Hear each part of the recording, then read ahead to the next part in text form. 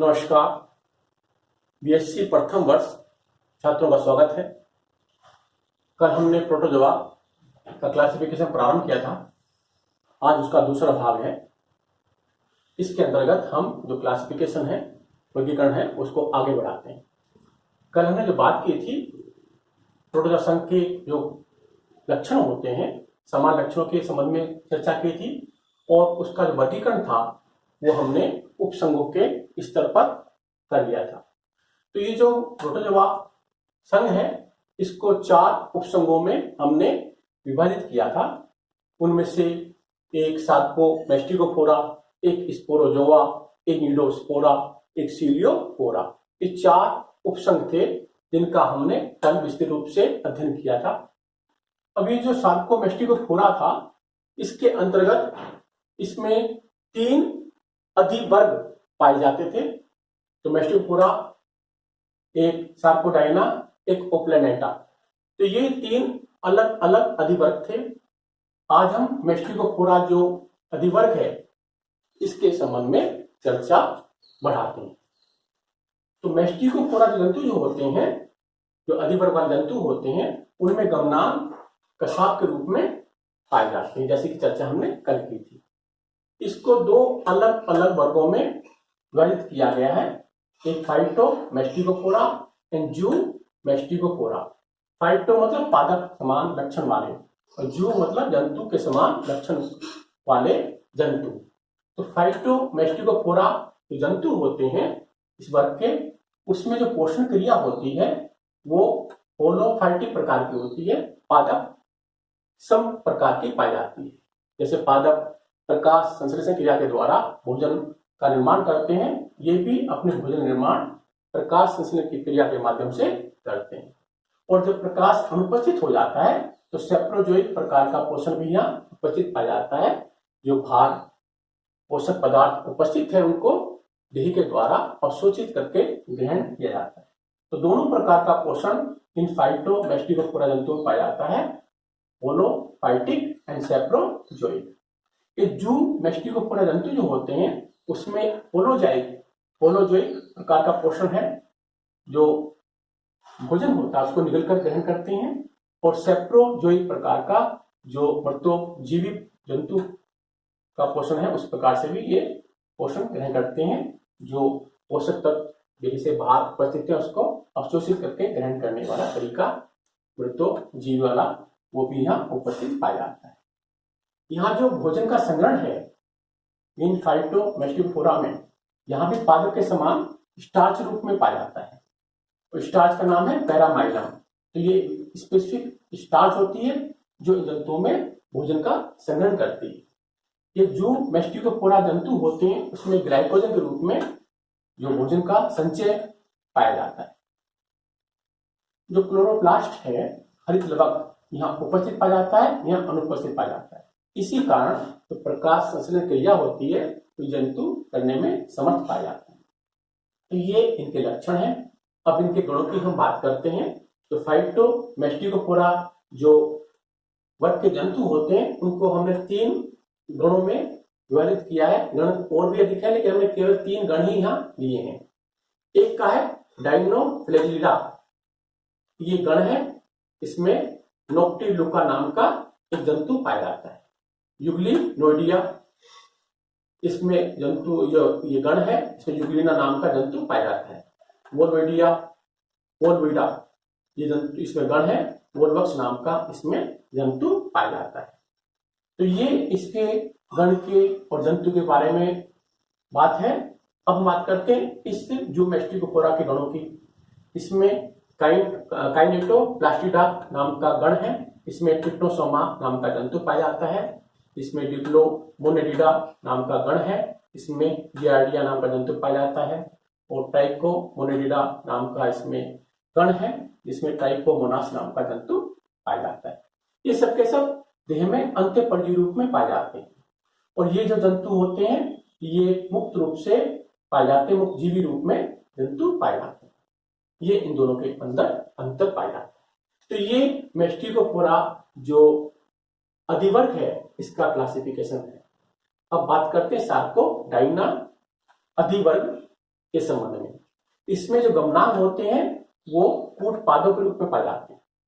इनको हमने 3 अलग अलग वर्गों में विभाजित किया है, राइजोपोडा, प्लाज्मिया, एक्टिनोपोडा। तो राइजोपोडा जो जंतु होते हैं उनके अंतर्गत जो कूटपाद पाए जाते हैं वो कूटपाद खोखले प्रकार के पाए जाते हैं, खोखली संरचना के रूप में पाए जाते हैं।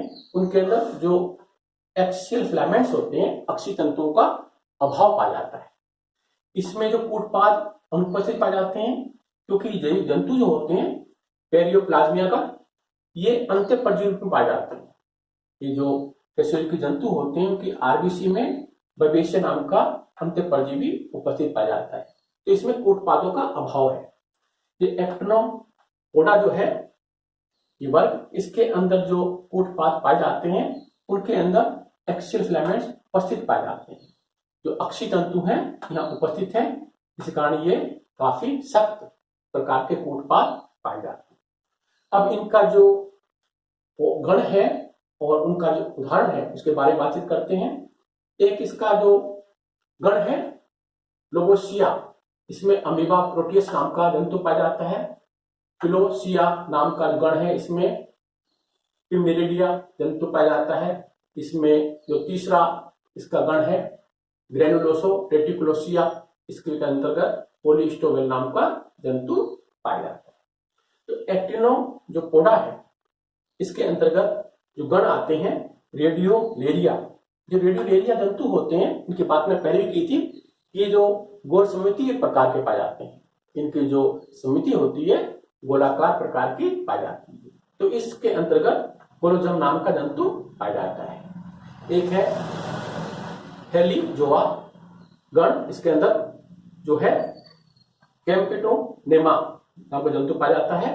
एक एकेंथेरिया है, एकेंथेरिया में एकेंथोमेट्रा नाम का जंतु पाया जाता है।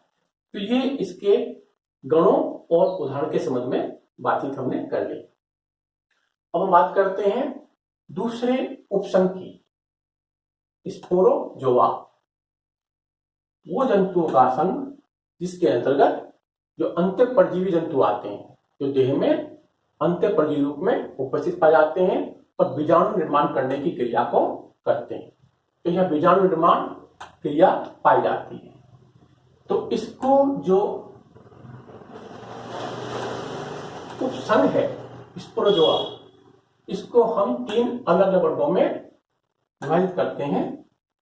टीलोस्पोरा, टेक्सोप्लेज्मिया, हेप्लोस्पोरा, ये 3 अलग अलग इसके वर्ग हैं स्पोरोजोआ उपसंघ के।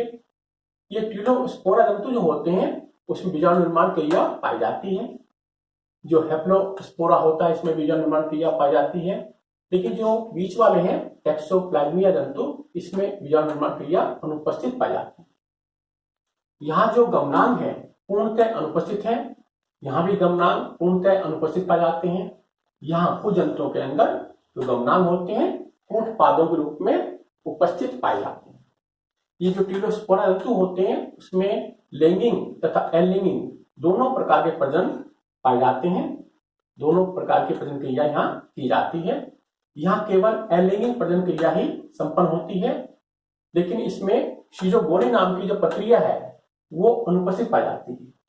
यहाँ क्या होता है कि जो एलिंगिंग प्रजनन क्रिया यहाँ उपस्थित पाई जाती है उसके अंदर शीजोगोनी नाम की प्रक्रिया उपस्थित पाई जाती है। तो ये जो है लक्षण है जो तीनों इन वर्गों को अलग अलग विभाजित करते हैं। अब बात करते हैं टीलोस्पोरा जो वर्ग होता है, इसको 2 गणों में इन्होंने बांटा है। एक ग्राइना है, एक कोक्सीडिया है। तो इसके अंतर्गत जो जंतु आते हैं वो बाह्यकोशिकीय परजीवी रूप में पाए जाते हैं। कोशिका के बाहर रहकर ये परजीवी रूप जीवन व्यतीत करते हैं। मोनोसिस्टिस इसमें उदाहरण है। इसमें जो अंत्यपरजीवी जंतु पाए जाते हैं वो कोशिका के अंदर पाए जाते हैं। तो अंतराकोशिकीय ये जो परजीवी है ये इसमें आते हैं। और प्लाज्मोडियम नाम का जंतु जो होता है वो इसका उदाहरण होता है। प्लाज्मोडियम जो मानव के अंदर मलेरिया फैलाता है वो उसकी आरबीसी के अंदर अंत्यपर्दी रूप में पाया जाता है। तो ये क्लासिफिकेशन है टीलोस्पोरा वर्ग का। जो टोक्सोप्लाज्मिया है इसमें टोक्सोप्लाज्मा नाम का जंतु पाया जाता है। हेप्लोस्पोरा जो वर्ग है इसमें हेप्लोस्पोरोडियम नाम का जंतु पाया जाता है। तो ये वर्गीकरण हो गया स्पोरोजोआ उपसंघ का। अब हम बात करते हैं तीसरे उपसंघ की न्यूडोस्पोरा। इसको दो अलग अलग वर्गों में बांटा गया है। एक का है मिक्सोस्पोरिडिया और एक का है माइक्रोस्पोरिडियम। ये दो अलग अलग वर्ग हैं न्यूडोस्पोरा के। ये जो मिक्सोस्पोरिडिया है इसके अंतर्गत जो बीजाणु निर्माण होता है वो जो बीजाणु की प्रकृति है उसके आधार पर इन दोनों वर्गों को बनाया गया है। तो बीजाणु जो होते हैं यहाँ उसके ऊपर 2 या 3 कपाटिकाएं पाई जाती हैं, कपाट पाए जाते हैं। और जो बीजाणु का उत्पत्ति है वो 1 से अधिक कोशिकाओं के द्वारा की जाती है। यहाँ जो बीजाणु बनता है उस पर एक ही कपाट पाया जाता है और इसकी जो उत्पत्ति है एक कोशिका के द्वारा ही पाई जाती है।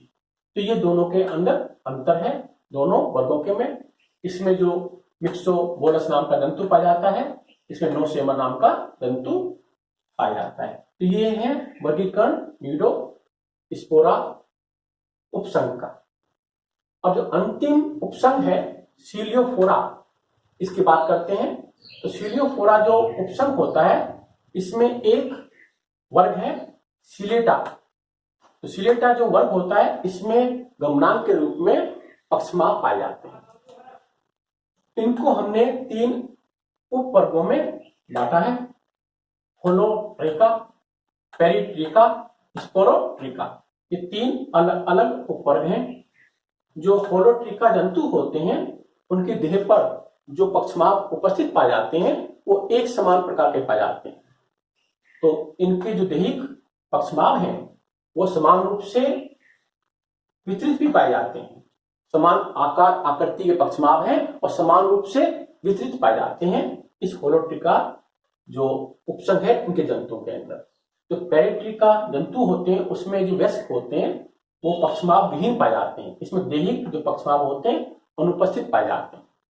इसमें जो जंतु होते हैं उसके जो दैहिक पक्षमाप है वो अपहार्षित है, उसमें काफी अधिक कमी पाई जाती है। दूसरा जो लक्षण होता है इसकी जो मुख भूमिका के अंदर पक्षमाप होते हैं वो अनुपस्थित पाए जाते हैं, यानी इसकी मुख भूमिका पक्षमाप विहीन पाई जाती है।